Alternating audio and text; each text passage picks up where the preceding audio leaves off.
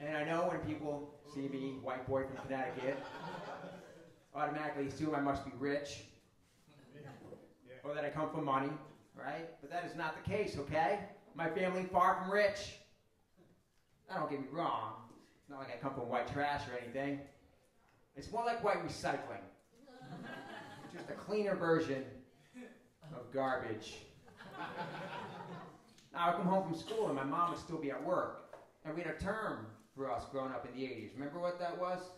Latchkey kids. Yeah, today there's a new term. It's called child neglect. Same thing. Same thing. My dad had that talk with me about all the important decisions that I was making in life, you know. He said, Dale, marriage is the first step to a divorce.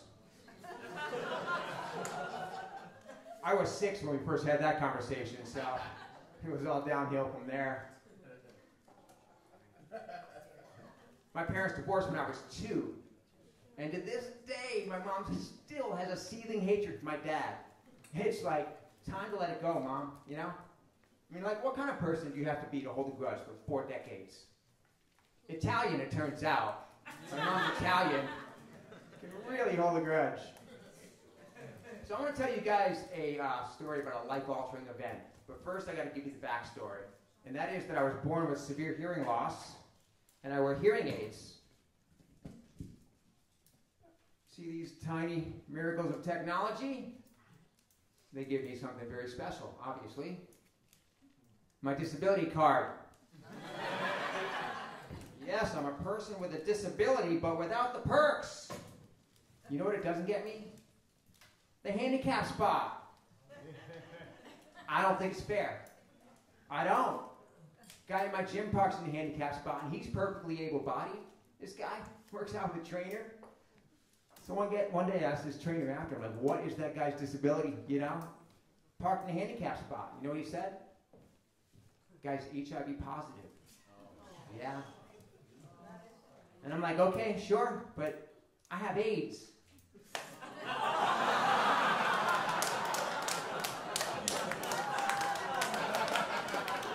Two of them.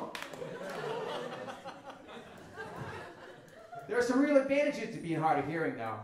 Like, if I get in a fight with my girlfriend, I just take my hearing aids out and it's over. Yeah. And I get the last word. Okay, technically she gets the last word, but it falls on deaf ears, so it works out really well. Now, I think because I'm hard of hearing and you can't see that I have hearing aids, I tend to be misunderstood a lot as a person, you know? Like, people think I'm a dick a lot. I can't help it, I got a resting dick face, okay? I was born that way.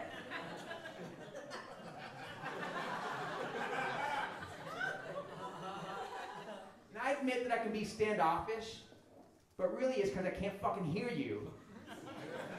I just don't want to get involved, you know? I don't want to get into it.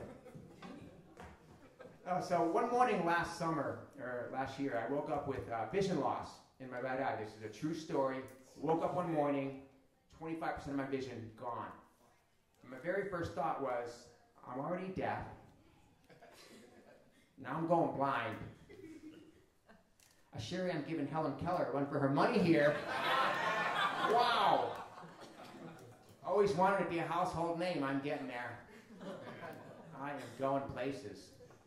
I tend to downplay things, and my girlfriend, she tends toward the worst case scenario in every situation. Like, I love my girlfriend, but she's a little high-strung, okay? So I told her about this vision loss, and the first words out of her mouth are, do you think you had a stroke? So dramatic, right? I'm like, I've been working out 5-6 days a week for 30 years. There's no way I had a stroke, okay? So I go to the eye doctor, and he can't find anything wrong, so he sends me to the emergency room out of an abundance of precaution where they do a scan of my brain and tell me I had a stroke. Yeah, I laughed too. I was the only one. No, I'm going to be okay, though. I'm going to be okay. And, of course, my girlfriend's very happy. Not that I'm going to be okay, because she got to be right. Loves being right. No, but I'm shocked, you know? Like, a stroke? Like, the only stroke I should be dealing with involves Pornhub, okay? and a personal lubricant. Doesn't make any sense. Yeah, so now I'm all hashtag stroke survivor. You think now I can get the handicap spot? I mean, I was in the hospital for 5 days because I'm not your typical stand-up comic. I have health insurance. Doctors wanted to know, like, how could this happen to someone like me? So they did all kinds of tests and scans and found that I had this condition called patent foramen ovale, PFO. It's a hole in the heart, and if you have it, you've got a higher risk of having a stroke. And I'm like, really, Doc? All these tests to show a hole in my heart? My girlfriend could have told you that. Saved us all the trouble.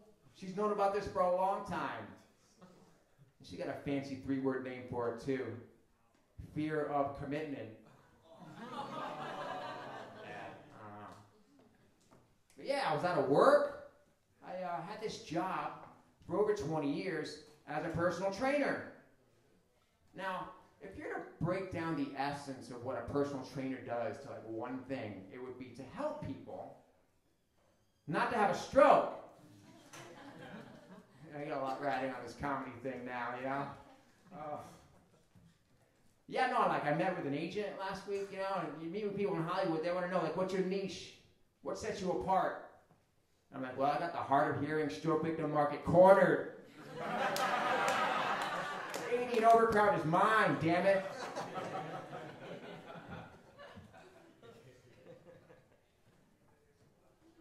One of the effects of having a stroke is that you can be talking and just forget what you're saying sometimes.